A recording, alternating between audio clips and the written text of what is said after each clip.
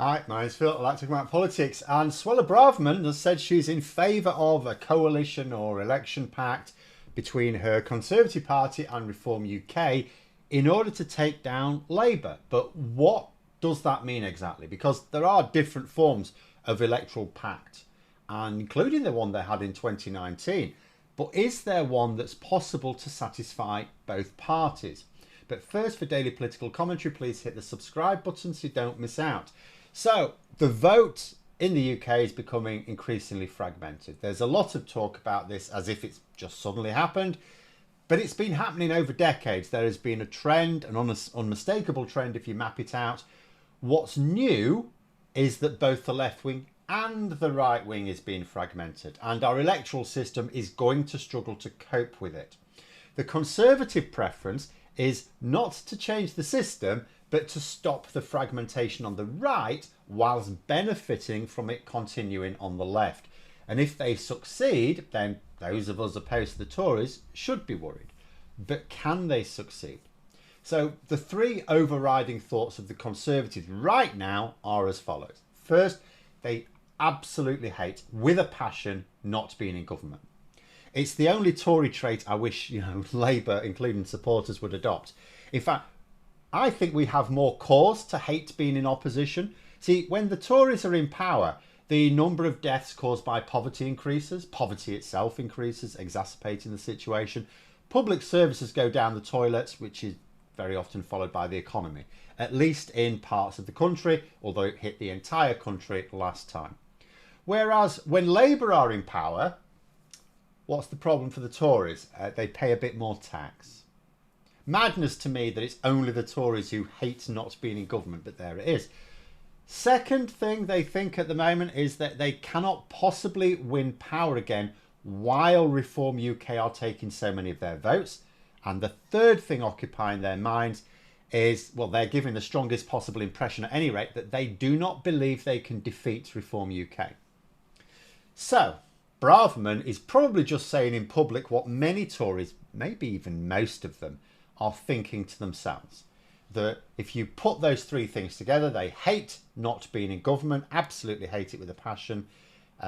They don't think they can win again with Reform UK, and they don't think they can defeat Reform UK. If you put those together, then the only possibility is you have to come to some accord with Reform UK.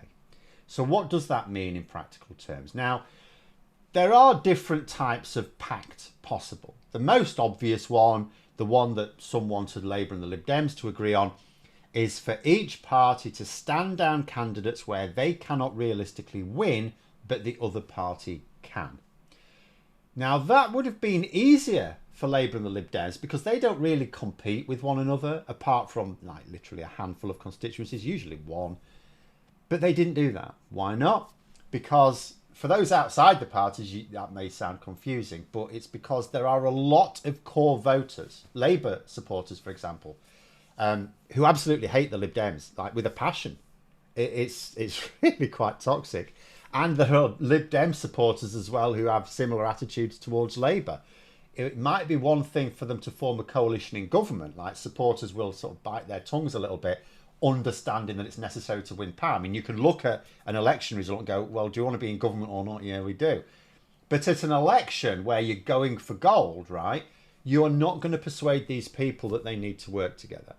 So a pact would have just triggered a major internal backlash in many parts of the country. Well, the problem is way worse for the Tories and Reform UK because they do directly compete with one another in a lot of areas. And so the rivalry at the local level is even worse. Also, there's a huge core of Conservative supporters who do not want anything to do with Farage and his politics. The same applies with respect many Reform voters, and the Conservatives are like, although a lot of Tories behave as if Reform voters are basically just disaffected Conservative voters, they're not. A lot of them will have voted Labour in the past. They're not going to support the party of Thatcher, even though Farage talks approvingly of her and has a lot of her policies. And if you lose some of your more entrenched support because they won't work in cahoots with the other party, you also lose some of your more committed volunteers. Your ground game is at risk. So this type of pact is quite unlikely. So what others are there? Well, they had one in 2019. Nigel Farage's party simply stood candidates down in seats that the Tories won the previous election without a quid pro quo. At the time, their justification was getting Brexit. They won't do it exactly like that this time, but there are practical advantages. Reform UK have shown that they can't really field a full slate of candidates anyway, and that's without vetting. Like Nigel Farage, as he keeps explaining, there was no vetting at the last election. Farage promised to stand candidates in every seat in Britain, and he didn't. Of course he didn't, because his party don't have the infrastructure to do so. And if they actually vetted candidates properly next time, it's a big if, but let's say they do, they're really going to struggle, even with a much larger membership, or subscriber base, as it really is. You can't just build up local constituency party operations in a few years. So given that Reform UK will not realistically be able to stand candidates everywhere, why not just not bother in areas that you're not going to win anyway, where the Tories are seriously challenging with a progressive party, in return for the Conservatives being a bit lazy in the old red wall seats, where the Conservatives realistically have lost for good now, but Reform UK have a sniff. That way, neither side has to look like it's working directly with the other.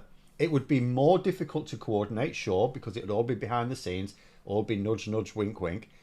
There would need to be trust amongst the leaderships of the two parties that the secret backroom deal won't be exposed or reneged on.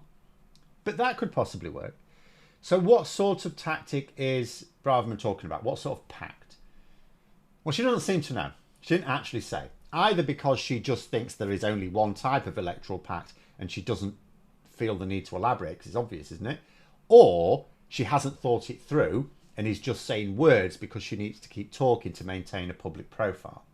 It's also worth considering whether Nigel Farage and Reform UK are as keen to oust Labour from power as the Conservatives. Because as I said, the Conservatives hate every moment of not being in power. At the top end, they are mostly comprised of people who were raised to be incredibly entitled, to believe in a certain social hierarchy in society, whereby the privileged elite are born to rule. Democracy is a tiresome game for them that they have to play, but they're still supposed to keep winning it because, of their latent superiority, right? But Reform can play a longer game. They want to turn the Conservative Party permanently into a much more right-wing party than they have been before they will agree to merge or step aside, as happened in Canada. If Reform agreed to a deal with the Tories for the next election, and let's say it's successful and they can actually govern, Labour will obviously be in disarray and they will probably take a path towards being unelectable for another 10 years. And the Tories will therefore feel a bit more comfortable and try and adjust back to their sort of equilibrium position once in government again. Besides, and this is the real killer, I think, for the idea of an electoral pact at the next election, any realistic pact, whether it be publicly known or secret, doesn't matter, cannot possibly result in either Reform UK or the Conservatives winning a majority. Neither party would enable the other party to govern outright. So a realistic pact, if successful, would knowingly result in a formal coalition government. That means Nigel Farage would end up in government. Now, is he really willing to be given a deputy role like Nick Clegg? And will he be willing to remain a supporter of the government when the quickest way for Nigel Farage to lose his supporters is actually be in government, implement Nigel Farage's policies? See, you can't institute a policy of net zero immigration without collapsing the economy, so that won't happen. He can't go along with a government which doesn't institute a savage reduction in immigration to economy busting levels either. Donald Trump will get away with just not implementing any of his crowd-pleasing policies. He's already disowned several of them. Nigel Farage won't get away with it. Frankly, the last thing he wants is to be in a government which he doesn't at least lead. Now, if he could lead it, that would be different, because then he could spend a few years enacting budgets and laws which would make his paymasters massive fortune, and he would extract handsome kickbacks so that he could afford to then instantly lose his support, retire from politics into extreme luxury. But simply being a deputy prime minister with maybe some lesser portfolio would be the worst of all worlds for him. So it's not easy for the Tories and Reform UK to agree a pact which would suit both sides if they could, because the pact itself, if it's a formal arrangement, will put off a lot of their supporters. If it's a backroom deal, they have to trust each other, and even that is more difficult to arrange. And whatever sort of pact they agree, there has to be an understanding that it means they will have to be in coalition with each other in government, and that is going to pose problems for Nigel Farage at the very least.